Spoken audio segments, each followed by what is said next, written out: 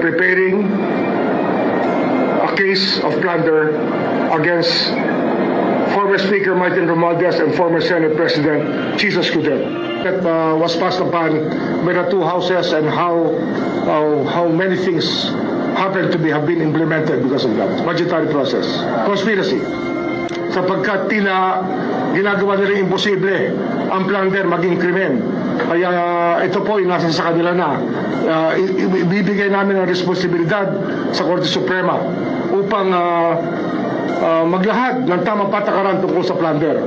Sapagkat meron na po silang nakaraang mga ruling na hindi po sang-ayon sa aming paniniwala. May samping na nga ang House Kongreso, at ito po tinanggap namin at bibigay namin ang SALN ni VP Sara. Kami po ay may samping na rin na binibigay sa House tungkol po sa SALN ba yan? Yes, sir. SALN ng isa sa mga empleyado ng Congress, ngunit ayaw po tanggapin ng Congress ang sampina na aming ipinapadala, ayaw tanggapin ng security. At ito, public notice lang po. Susunod na gawin po sa amin to ng Kongreso, I will cite the Secretary General in contempt.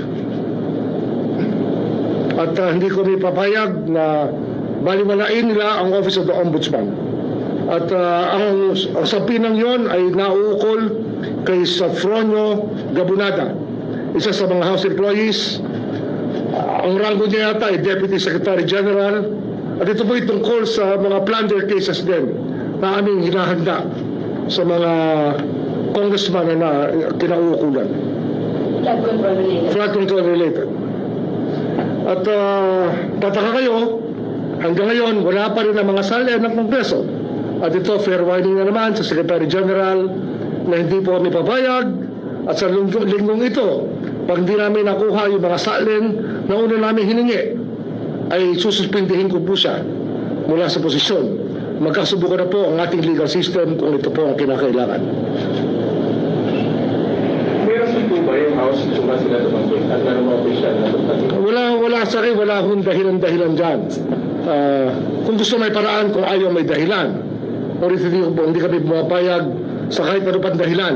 Sapagkat sa sampina ng Ombudsman ay sampina po ng batas.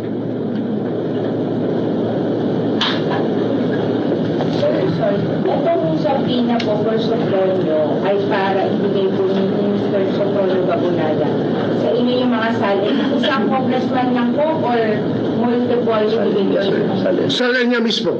Ani Sofronio? Siya po yung aming inimbestigahan din dito sa Office of the Ombudsman. So sir, itong nireklamo niyo pong parang hindi po nire-recognize yung sampina concerning Sofronio Gabunada. Yes, hindi, pero ang Secretary General kasi matagal nang umiiwas na ibigay sa amin ang nire-request namin mga SALN.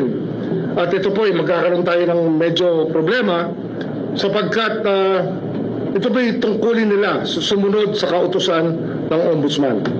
Tungkulin po nila yan. Kaya ngayon, ang sasabihin ko na sa publiko, lahat po ng congressman, hinihingi po namin ang SALN ng 10 taon at kung gaano katagal man sila sa Kongreso. At lahat po ng Secretary General at nakaraan mula sa 10 taon na hanggang sa mga Deputy Secretary Generals, hinihingi rin po namin ang kanilang mga SALN. Bibigyan pa namin sa pina sila bukas at sana huwag silang magkakamaling kuminti sapagkat hindi po kami papayag na hindi sila mag-comply sa aming kautusan. Ombudsman,